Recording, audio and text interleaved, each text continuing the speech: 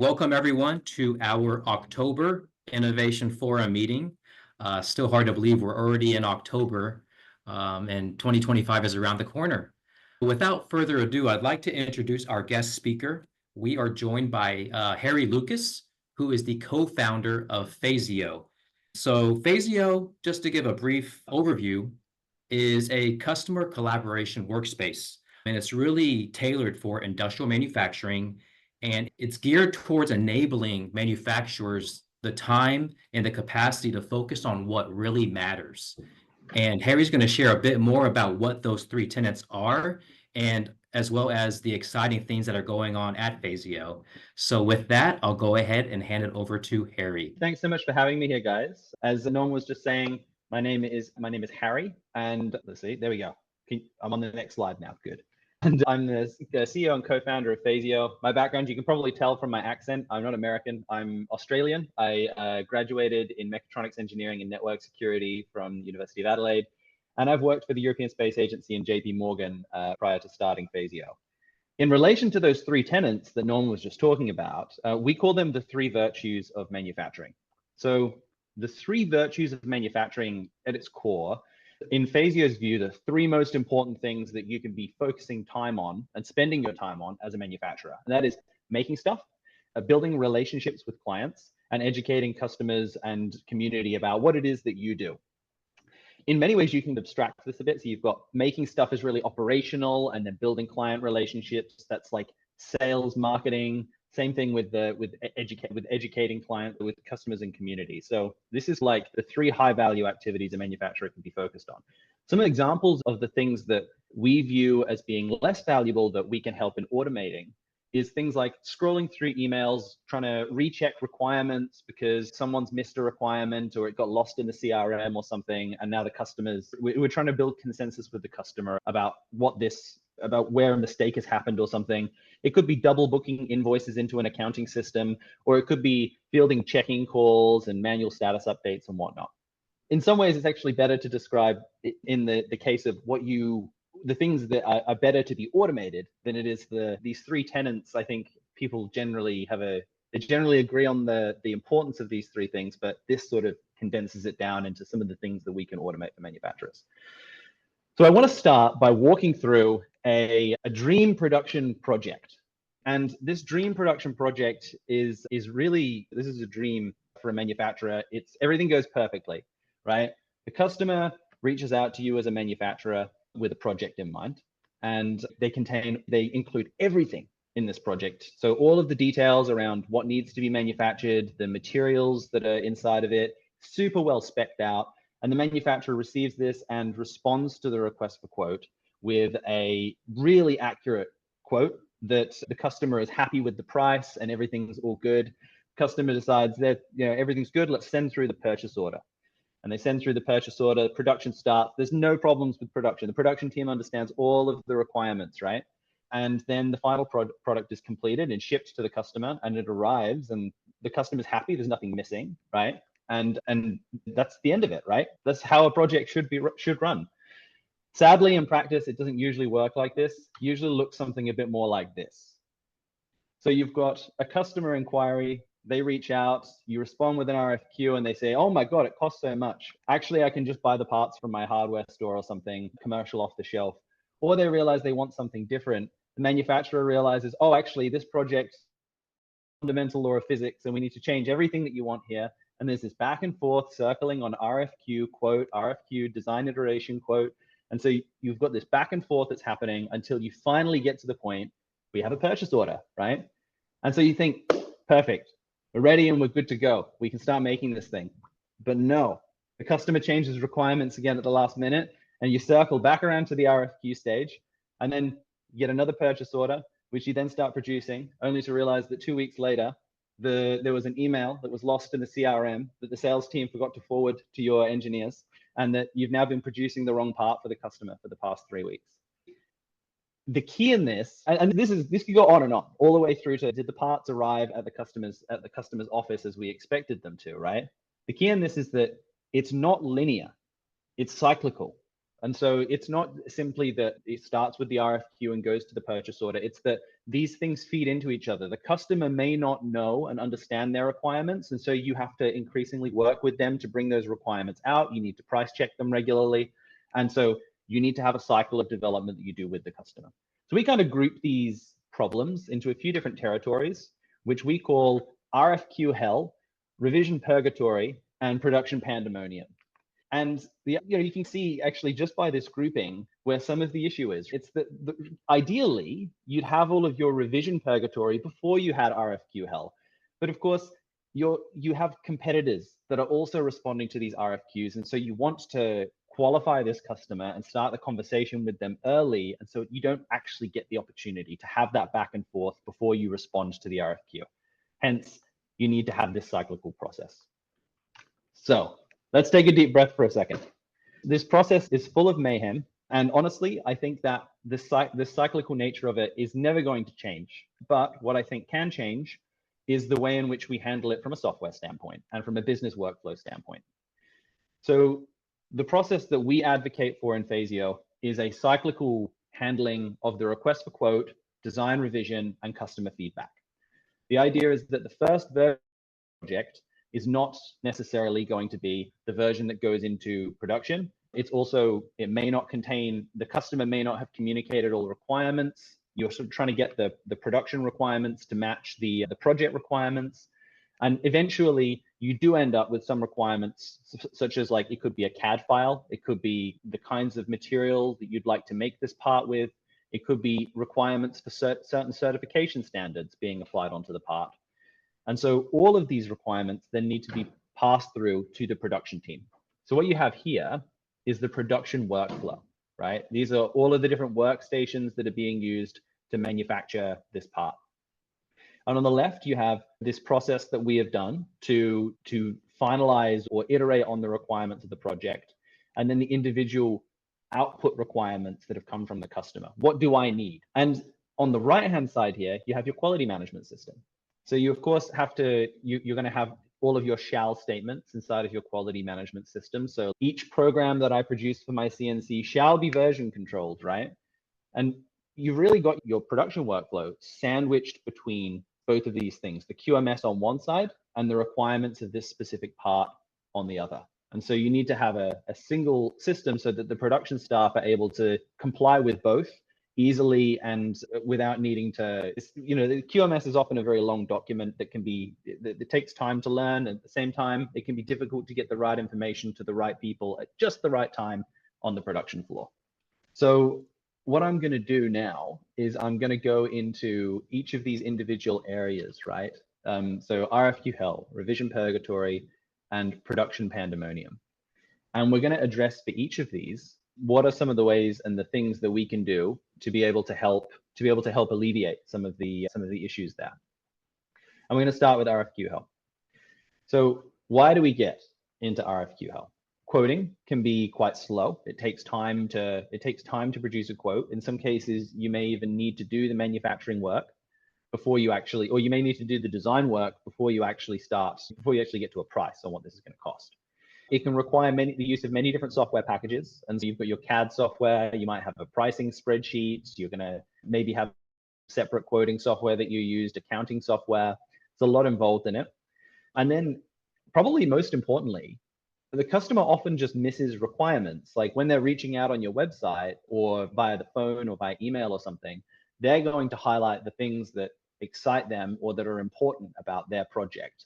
But they don't necessarily understand the manufacturing constraints of your facility, right? They may know that their project requires an internal pocket inside of the part, but they may be unaware that it's impossible to produce that pocket on a 5-axis or a 3-axis CNC machine. So the first thing that we can do to be able to help with this is automating the quotation process. Now, I want to caveat this by saying that automating the quotation process does not mean that it's like you write a quotation algorithm and that's it. We don't ever touch it again. What it means is this graph here, right? So on small individual orders that are perhaps one-offs, you might just use a pricing spreadsheet a pricing equation to do that, because you just want to get the order in, because then you're getting the customer in, right? In the second group here, you may have business development staff where they are not necessarily manufacturing experts, but they can quote for simple orders. And an algorithmic quoting system can be quite useful for supporting them in being able to quote without pulling engineers off the floor to help them out. And then at the end of the day, there are going to be some orders that you just want to quote manually, right? And they're going to be much larger orders. They're going to be for customers that are super high value for you.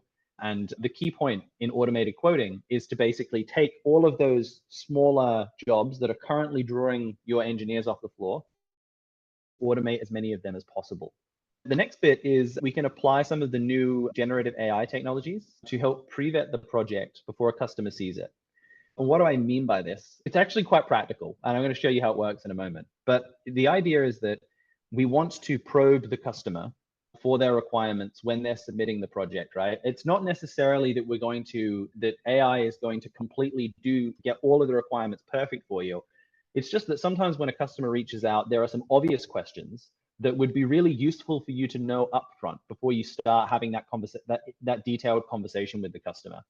And we can use some of these new technologies to be able to ask those questions upfront, so that you're spending, you wake up in the morning and that someone has been interacting with this system, and you have a chat history you can look at, and you're like, oh, okay, I understand a bit better what this customer is looking for.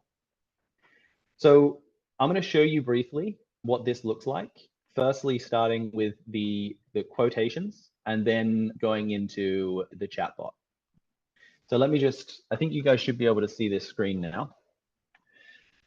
So the first thing for quotations is, so Fazio basically provides a quotation system where you can upload a file and immediately get a price out of it. So I'm going to go ahead, I'm just going to pick a file here that I have, something I've got on my machine. When I upload it here, I get a price immediately. And at this point, I'm able to configure the various, so for instance, if I want to have it priced in like CNC using stainless steel, I can configure this here, and I can get the overall cost for manufacturing this part. And what you can see is that we are also running manufacturability checks on this thing to flag for the operator the walls are too thin to manufacture on this part or anything. So the idea is that this is based on an algorithm that is configurable by the manufacturer. And so we have an internal scripting system wherein you're able to basically get one of your engineers to start writing up a short equation, basically, which does generic pricing on geometries that are uploaded. And then these parts are this equation can be iterated on and improved over time, so that you can deal with more and more edge cases. And it eventually becomes a useful piece of IP if you're figuring out how to price parts using an equation, right? The second thing here is that we have this AI function here. So for example, what's the recommended process for manufacturing this part? And you can see that this system is going to ask probing questions about what's the function of the part, what is the environment it will be used in, right? This part is a propeller for an outboard motor. So let's just put that in here. This is a propeller for an outboard motor. And this system is going to continuously ask me more and more probing questions, while at the same time making suggestions on the different manufacturing processes that may be useful for manufacturing this thing. So in this case, it's recommending something like CNC because, yeah, it's only going to offer the things that are available set up inside of this storefront right now. But CNC is natural for something like an outboard motor. So in this case, it's asking, could we specify if we have a preference for any of these options based on the potential environmental requirements? So let's say it needs to be in service for 10 years, let's say. Just some random requirement, right? And you can see that it's going to make a recommendation again based on these new requirements. So this system isn't a person, right? And you can't necessarily trust this to do, it's not going to close the deal for you, but this entire chat history is going to be available to you as a manufacturer, right? The idea being that you can then go in and review this when you see this request, and you're able to then look at the conversation they had. And it's probably quite useful to know that, oh, okay, they need a boat propeller that's going to be in service for 10 years, right? That's information that likely wouldn't have been provided up front. And this is the idea that we're trying to poll the customer for these sorts of queries. Hey, Harry, Yep. the pricing algorithm based off of geometry, I find that very interesting. Could you unpack that a bit more? Yeah, sure. Fazio provides essentially a pricing engine wherein we've got a CAD engine in our system that exposes different variables from the CAD engine. So essentially, when a file is uploaded here, there's I'll actually just show you it. So this is the price this is the equation I wrote for the price that you just saw. So if I go into the technology here, I've got my CNC manufacturing 5-axis, and we have an equation here that governs the price of it. This is obviously a really dumb equation, so you wouldn't use this one in practice. However, you've got a heap of different variables here, whether it's the convex hull volume, the area, the width, the height, the length, the quantity, the infill, bounding box volume, whatever.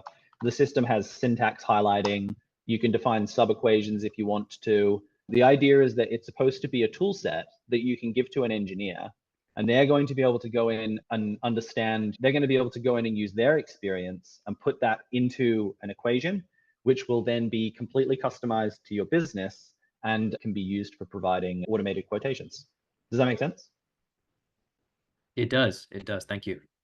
Fascinating stuff. Can you tell me a little bit more about what's behind the AI? You've got some large language model there. I'm curious how you've educated that, where it's going. It must be a growing thing. And then I've been using Copilot in my business a lot, and I'll often go to ChatGPT to ask it to write something for me. Then I'll take it over to Copilot and ask it to customize it to me, because it's looking at all my emails and all my data and all my documents, and it'll reference some document from 2 years ago. Hey, you and Matt built this document together, and it applies here. What kind of plans do you have around that kind of sophistication?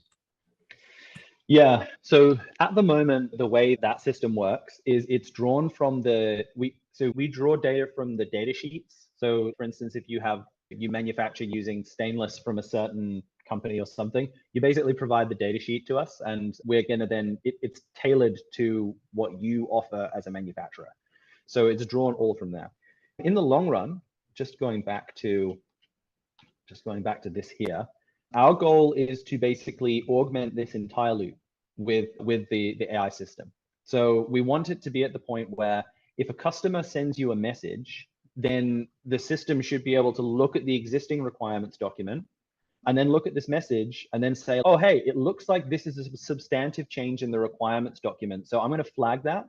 And then we'll have someone review this project to see if we need to cancel production or change the costing or something like that. The idea being that there's a lot of sort of documents involved in this process, and if we can have the AI review for the realisticness of a new requirements change, then we can save a lot of time and headache. Okay, great. Would love to have a conversation about some of the way you've been using Copilot as well, because we're actively evolving a lot of this at the moment. I feel like I'm getting so much out of it, but there's just so much more there. It's quite an effort. Yep. So that actually feeds quite nicely into this next section, which is what we call revision purgatory. So as I alluded to earlier, manufacturing requirements and product requirements are often completely different. A customer usually has a pretty good understanding of their product requirements, but they often don't have an understanding of the manufacturing requirements. They expect that of the manufacturer, that they're gonna come in and say, they're gonna highlight, oh, if you optimize this geometry a little here, then I can probably make this considerably cheaper. Or it may simply be that it's an impossible design and it can't work with that manufacturing technology. There's also the fact that customers are like reaching out through all sorts of different channels. They're calling you, they're emailing you, they're texting you. It's very easy to lose track of requirements, right? So you've got your CRM, which is usually your salespeople. The CRM kind of, there's a lot of information that gets put in there, but that often doesn't propagate into your PLM or wherever else you're keeping requirements. It's very easy for the sales team to just simply forget to forward an email, or someone receives a text or something asking about a change and it just doesn't make it into the PRD document. And then I think one of the key issues is that most ERPs and most manufacturing software in general doesn't support revisions. So it usually expects that when the order goes into the system, that's it, it's done, and it's finished, which can present some real issues if you then are getting a lot of change requests further down the production process. So the way that I'll give you guys another brief view on the way that we try and tackle this issue. This screen is like this is a customer dashboard. So this screen is basically every customer that you have would receive a private dashboard where they can see their orders and quotes and that sort of stuff. The important part I want to focus on here is the project section, right? So I've got a custom boat propeller for a company called Aquatic Systems, which I just invented. And you can see that they've basically reached out in relation, they're a company from Vancouver, BC. They develop high performance boat propellers, which utilize vortex technology. I'm not sure what that is, but they use that to improve energy efficiency of standard outboard motors on small vessels. And so they're prototyping a new design that they hope to market test in April. And after the prototyping phase, they hope to carry out 100 short batch manufacturing for the first 100 customers. So this project, this is basically a project that is created between you as the manufacturer and your customer. And the idea is that it contains quotes and orders, notably multiple quotes and orders, because so often a project starts with a prototyping run and then turns into a short batch or turns into a long batch. And it's very important that we maintain the context as that project evolves over time. We have file exchange, which is obviously a lot of people use Dropbox for this sort of stuff. And this is just, you can exchange sort of any files through this. Everything is encrypted when it's uploaded. And then we have a chat interface here where you have the back and forth communication between the manufacturer and the customer. Notably, this is all multi-channel. So whether they are emailing you, whether they're chatting in this interface, it doesn't matter. It's all going to show up in this interface for you. So you're not having to go into all of these different locations to try and track where some message was sent or something. Key thing I want to focus on here is that we have designs as a part of this. So there's this thing called Vortex Extreme. Let's go ahead and open that up. And we see we have multiple design iterations for the Vortex Extreme. And there have been tags placed onto this file. So it's, oh, look, I know the walls are getting thin up here. Can your machine produce this? Or the blade thickness needs to be at least 4 millimeters, right?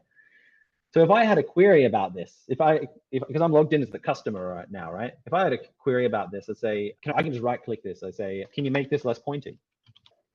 And that comment is just going to be dropped onto the part here. And then as the manufacturer, you're going to be able to see what the customer is talking about when they leave their comment there. It's that we want to make it so that you can discuss in the context of the actual 3D geometry. You see it on the screen in front of you, rather than needing to discuss everything, have a 15-minute phone call explaining the part you need. Instead, you can just tag it on this part.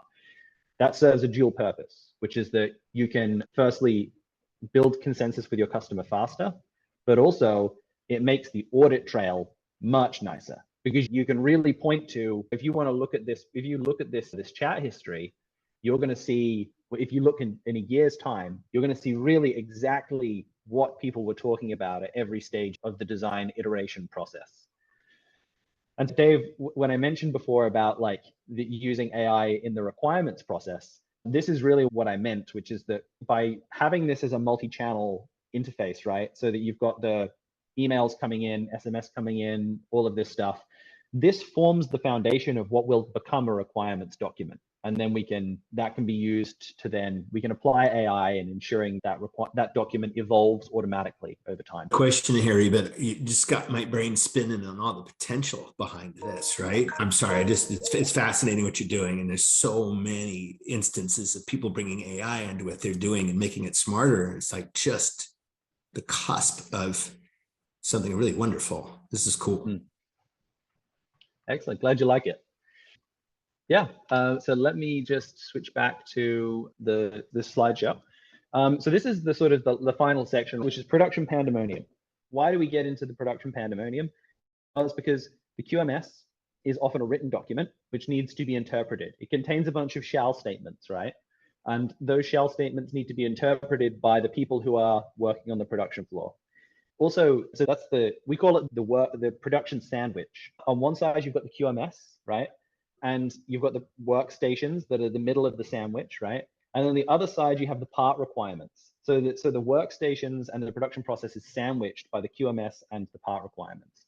And the production staff are in a difficult spot because the QMS is a written document that takes time to interpret. And on the other hand, the production staff often don't have the full context of the part which they're about to be manufacturing.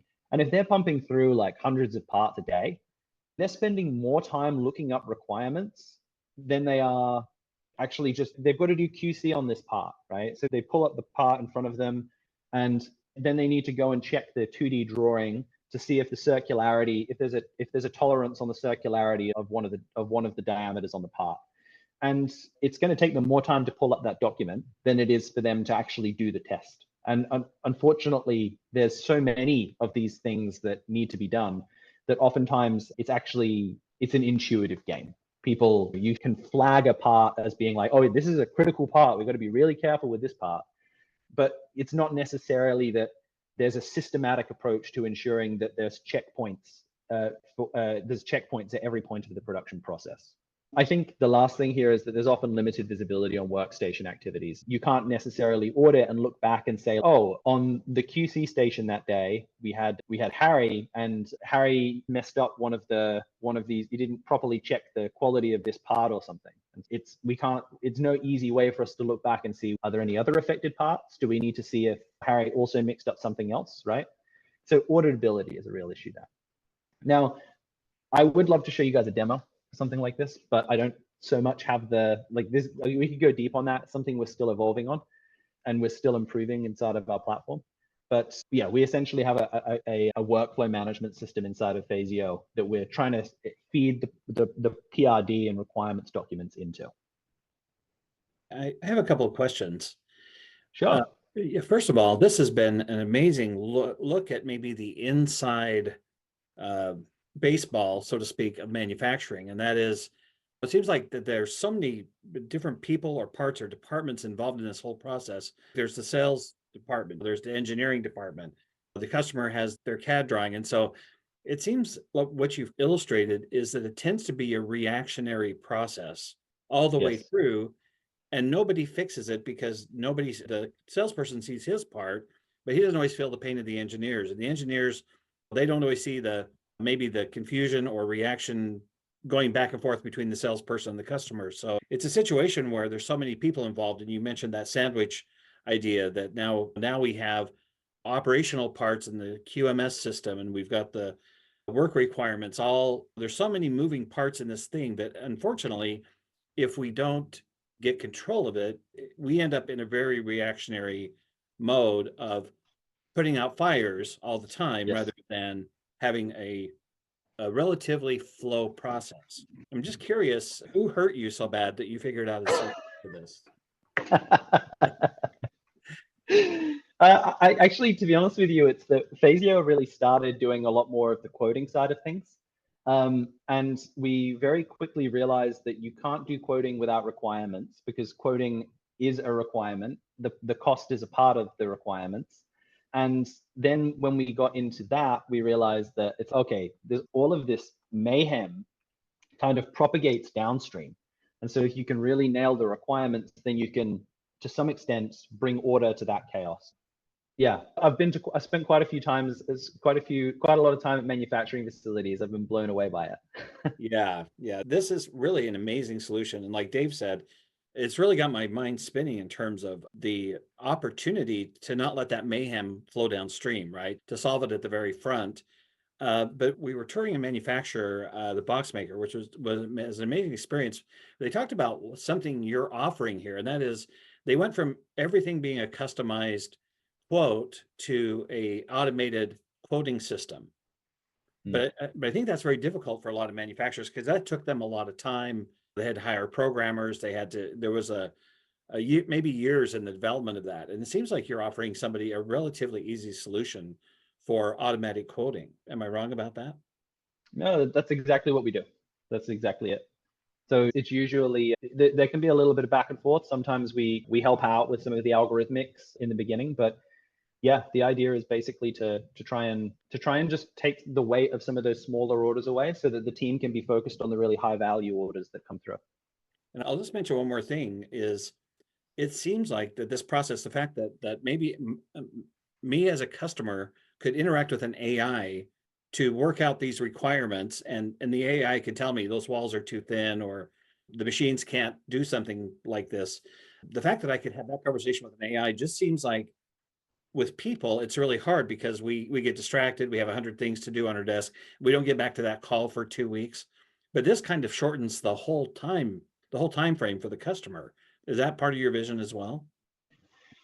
Yeah, I think from the AI, from the perspective of what we're doing with the AI, the goal is to move the customer through the pre-qualification phase as fast as possible, so that you're eliminating all of the sort of those initial. A lot of manufacturers have the same questions that they're asking to customers when they first come in, and we want to basically make it so that by the time you see the request from the customer, they've already answered those questions for you, and you can have a pretty good idea of what this project is going to look like.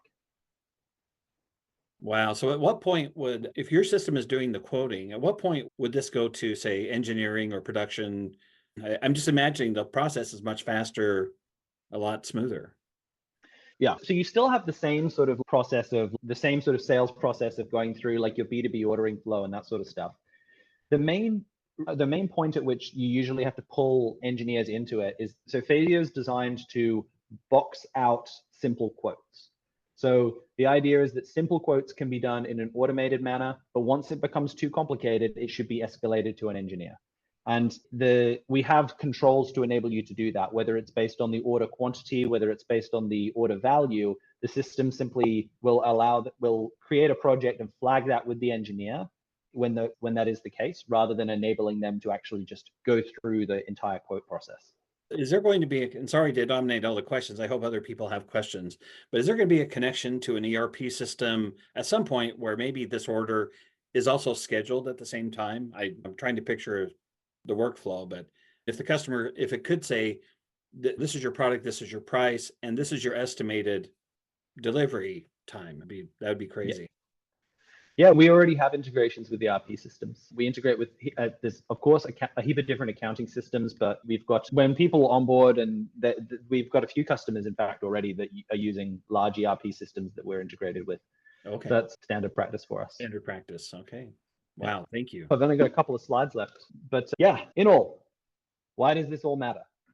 And the reason is, firstly, trust is really profitable in manufacturers. Honeywell, for example, or any other large manufacturing company, they're not necessarily just going to immediately decide that this is the small manufacturer for them and that they're going to work with them forever. It's becoming a preferred partner of these large companies is often the best way for you to build a relationship and start to get deal flow from them, start to get repeat orders. And in order to deliver on that trust, you've got to have a consistent production process, a consistent quoting process. You have to be reliable, right? And so by adding order into the internal project and production process, we hope to make our manufacturers add stability into their internal process, and ultimately give them the ability to be more consistent in their quoting and production timelines.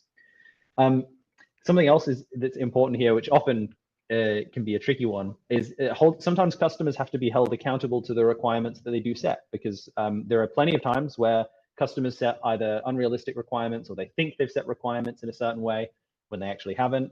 And we need to be able to go back and say, actually, that's not what you said. We may still make it for you, and we may still do the change at no cost for you, but it needs to be clear why requirements took effect. That's all a part of being reliable. So key takeaways from this: the project and starting phase, the starting phases of a new project with a customer is cyclical. But most manufacturing software is ignoring it. And by applying AI, and automated quotations, we're able to reduce the cycle time so that you can do more iterations more quickly. And it's not enough to simply generate a requirements document. Requirements should extend and expand the QMS. We should be sandwiching the production process between the QMS and the product requirements, and ultimately ensuring that the people on the production floor are well supported in producing an end product for the customer, which meets their requirements and turns them into a repeat customer. That's great, Harry. Staying with customer requirements, could you go back one slide? Sure. That third bullet really spoke to me. Oftentimes when I work with clients, and scope creep is definitely real with their customers. Have you come across any tips or tricks on how to subtly drive that home and hold customers accountable? For us, it's just all in the audit trail. We've had customers reach out to us, saying that the audit trail inside of Fazio saved them on projects, because they were able to point to a certain conversation where it might have been as simple as a misinterpretation, right? Where the customer said one thing, but it was interpreted in another way. If you have something to point to, because you obviously don't want to burn the relationship, right? And so you don't just want to go back saying, you didn't say that. But if you can point to it and you can say, actually, that was not what we agreed, you can see here, then it gives you a diplomatic way to approach that. That's been the biggest win we found. That's great. And it really all revolves around that trust, that what you have in that first bullet there. So that's fantastic.